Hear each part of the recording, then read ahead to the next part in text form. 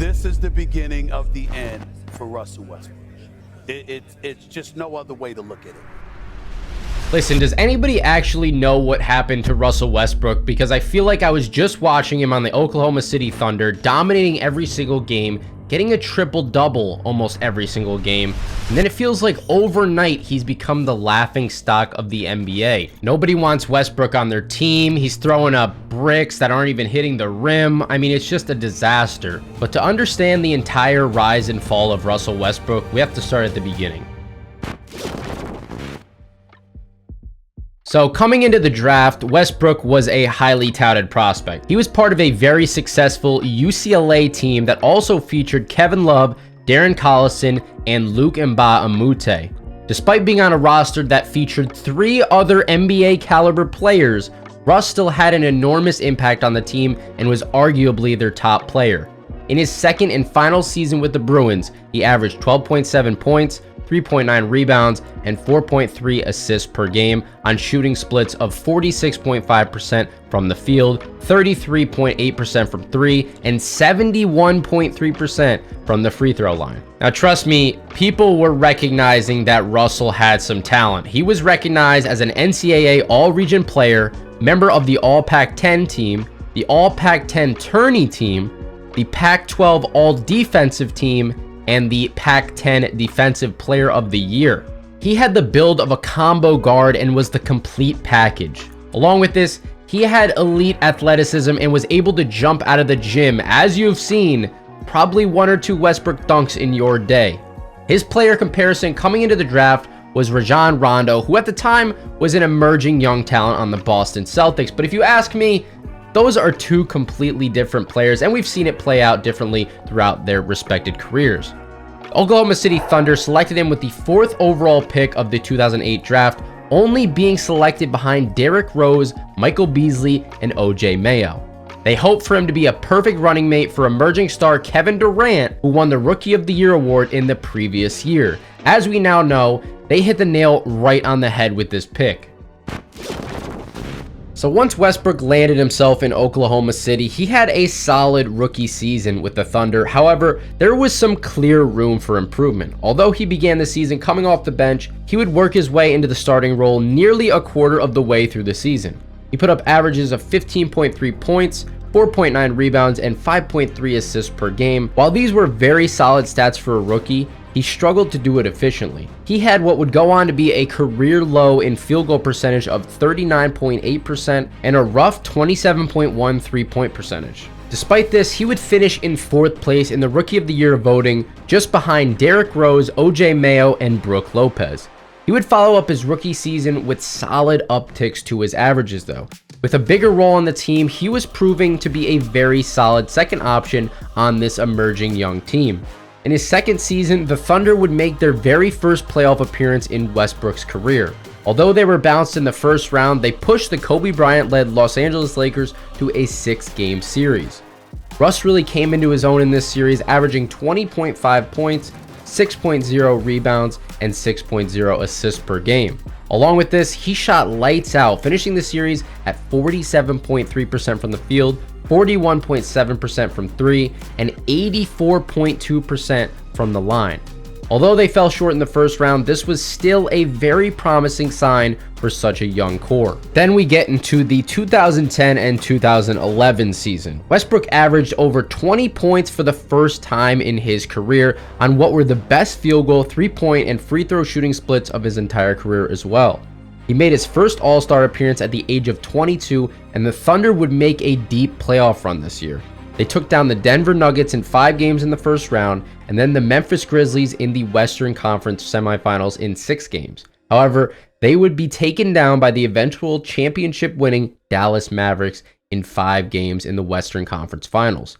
The following season would be when Russ would see the most team success of his entire career so far. Along with this, he also had a great season as an individual. He was once again named an All-Star, averaging 23.6 points, 4.6 rebounds, and 5.5 assists per game. The young Thunder team ended up knocking out the Dallas Mavericks, Los Angeles Lakers, and the San Antonio Spurs through the gauntlet that was the Western Conference at this time. After taking Game 1 against LeBron James and the Miami Heat, many believe that the Thunder may be able to pull off what would have been an enormous upset. However, they would lose the following 4 consecutive games. Russ would see a statistical stump in this playoff run. However, he still played an enormous role in what would be the only finals appearance thus far in his career. In the next 3 seasons, the Thunder would sadly fall short of their ultimate goal of winning a finals with a team built around Russ and KD.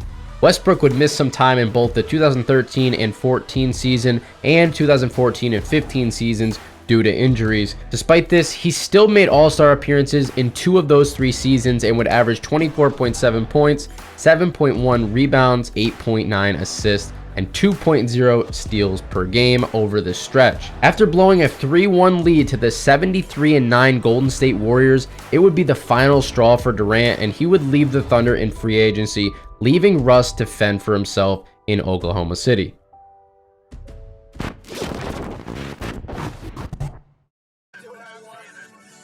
The 2016-17 season would be personified by Westbrook's perceived response to Durant's signing when he posted a video singing along to "Do What I Want" by Lil Uzi Vert. Being the #1 option for the first time in his career allowed Russ to play the game that he wanted to play, and it culminated in arguably the best individual season that the league has ever seen. He led the NBA in points with 31.6 points per game, and he would be the first player to average a triple-double over the course of an entire season since Oscar Robinson. He would somehow find another gear in the playoffs and average 37.4 points, 11.6 rebounds, 10.8 assists, and 2.4 steals per game. However, they would be bounced from the playoffs in the first round in 5 games by the Houston Rockets. In the offseason, the Thunder would make a blockbuster trade that landed the team Paul George. However, the duo would never really find chemistry when it mattered and never made it past the first round of the playoffs. In the offseason, Paul George would end up requesting a trade to the Los Angeles Clippers to team up with Kawhi Leonard, and once again, Russ was left to fend for himself in OKC. Before he got the chance to try to carry the team once again, he was traded to the Houston Rockets to once again pair up with former Thunder teammate James Harden.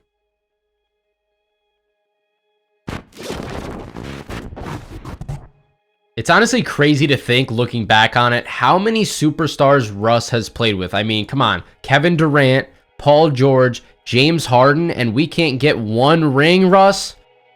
So we'll pick it up where that deal ended up sending Westbrook to the Rockets for Chris Paul, 2 first-round picks, the 2024 and 26 picks, and also 2 pick swaps, 2021, 2025. Many believe that this new duo of Westbrook and Harden would dominate the league. The two had accounted for the 2 previous MVP awards and statistically were 2 of the top players in the league at the time. Let's just say this did not pan out how Westbrook imagined. He was forced to adjust his game playing alongside Harden, who was arguably the most ball-dominant player in the league at the time. At times, it appeared as if the Rockets' offense consisted of Westbrook and Harden just taking turns going into isolation and attempting to score. Now, while on paper this might sound like a solid strategy, it did not work well in execution. Although they took down the Thunder in the first round of the playoffs, Houston clearly did not have what it took to defeat the LeBron James and Anthony Davis-led Lakers, conceding the series in only 4 games. It was at this point that many began to look at Russ as the problem. Throughout his career, he had relied on his athleticism to propel him to be one of the best in the game and never really worked on developing an outside shot. The Lakers took advantage of this and would simply just leave him open on the 3-point line.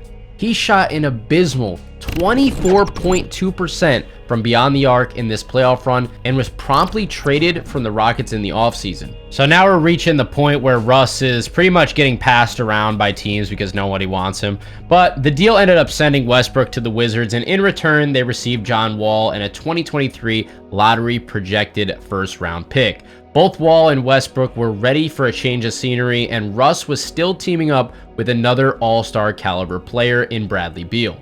On the Wizards, Westbrook would embrace a bit more of a playmaking role, and throughout the regular season was looking like he made the necessary adjustments to his game over the offseason. He averaged 22.2 points, 11.5 rebounds, and a career-high 11.7 assists per game. Along with this, he would have his best shooting season from 3 since his MVP season. While it was still below league average, it was a step in the right direction to say the least. With Russ and Beal at the helm, the Wizards would make the playoffs. However, Westbrook would once again lose his outside shot and his team crumbled as a result of it. They were eliminated by the Philadelphia 76ers in 5 games, and Westbrook shot 33.3% from the field and 25% from 3 in the series.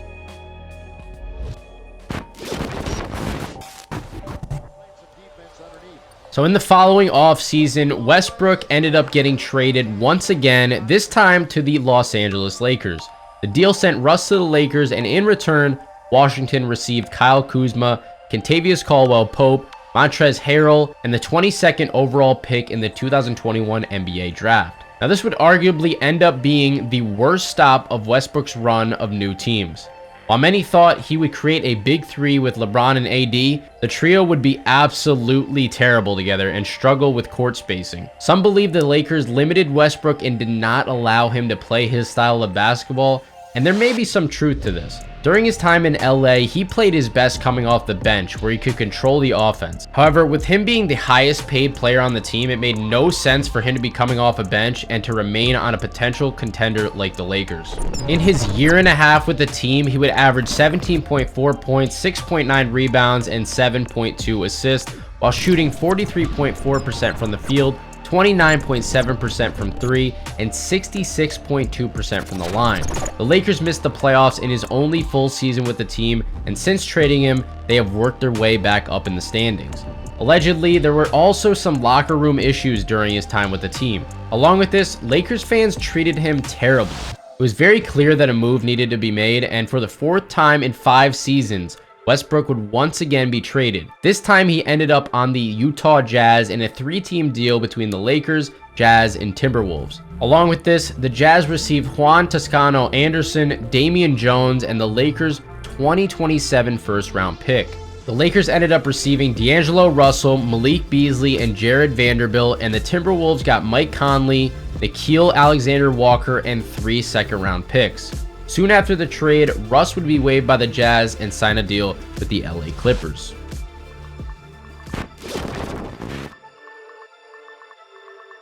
Now, although he hasn't been on the Clippers for too long, Westbrook seems like a solid overall addition to the team. If he can continue this shooting streak, it will be his best stretch from 3 since his MVP season. Many believe that he's been given an appropriate role, and things ending as poorly as they did with the LA Lakers may have fueled the fire that Westbrook needed. Time will only tell, though, if this is simply a hot streak or a sign of things to come for Westbrook on the Clippers. The team is currently playing to lock up a playoff spot. In past seasons, the shooting has slumped in postseason play. It's going to be very interesting to see if this trend is going to continue this season. I think regardless of how the rest of his career plays out, Westbrook is still going to be a first ballot Hall of Famer just for the pure fact that he averaged so many triple-doubles. At his peak, he was one of the most talented players the game has ever seen. He currently has 9 All-Star appearances, 2 scoring titles, 1 MVP, 2 All-Star Game MVPs, 9 All-NBA appearances, a spot on the NBA All-75 team, and ranks first all-time in triple-doubles. As his athleticism began to leave him with age, he clearly didn't make the necessary adjustments to remain a great player in the league. While it's not too late for him to get an outside shot that could save his career, there's really no sign that this will ever happen. Ultimately, his struggle from 3-point range made him unplayable in the postseason as a key player on a contending team, and ultimately led to the downfall of Russell Westbrook. Let me know if you guys agree in the comment section below, and also be sure to drop a like and subscribe to the channel for more of these types of videos.